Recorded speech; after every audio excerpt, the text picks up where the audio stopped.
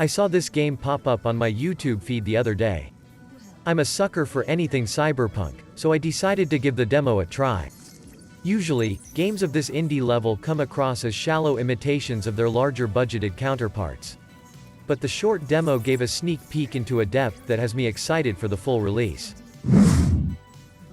Selaco is a first-person shooter set in a post-Earth world. Our home planet has fallen and the survivors now live in an underground facility called Selaco. It's your standard, human colony gone wrong story where you wake up to find your world radically changed.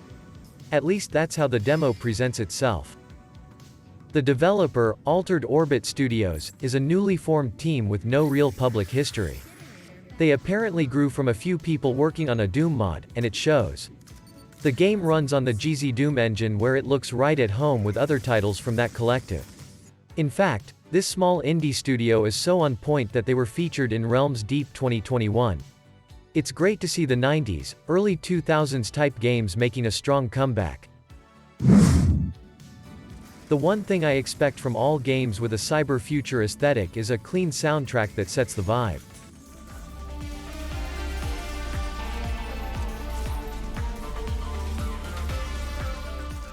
The smooth blues, grays, and vibrant pinks and greens of the trope can do a lot of the heavy lifting, but music is the glue that cements you in the world. And while the music in Selaco is good, I hope they have more in store for us. Aside from that complaint, the atmosphere in Selaco surprised me. The developers gave us the usual cartoon pop advertisements, shiny surfaces, and neon lights, but for an indie title running on GZ Doom, the amount of world-building elements was impressive. The short demo was flush with lore-filled chat logs scattered amongst interactive chairs, magazines, vending machines, and edible birthday cakes for health points.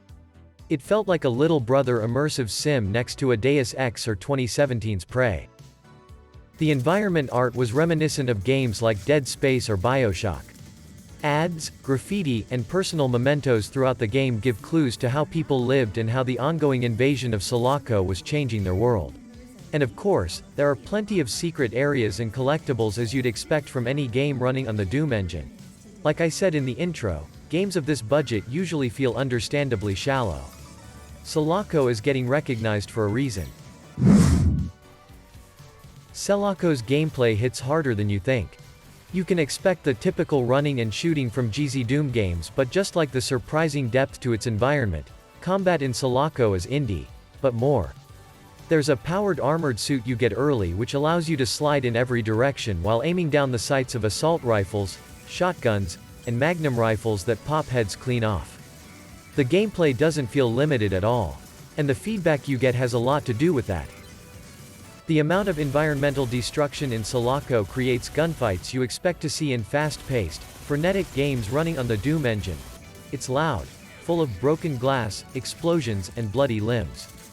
Whereas basic Doom engine games have you strafing left and right while shooting hordes of enemies, Selaco has you mantling through windows, ducking behind hospital stretchers, and slide-kicking enemies while hitting your shots. If the demo is just an indication of where the developers are starting, I think a lot of people are gonna be surprised by how the mechanics evolve throughout the game. In tongue-in-cheek homage to the futuristic first-person shooter, developers Altered Orbit Studios lists Selaco's release date as August 2255. I'm sure it'll come out way before then and I can't wait. If you haven't, go try the demo. Then drop your thoughts in the comment section. Don't forget to give the vid a like and subscribe to the channel, and as always, stay cool, gentlemen.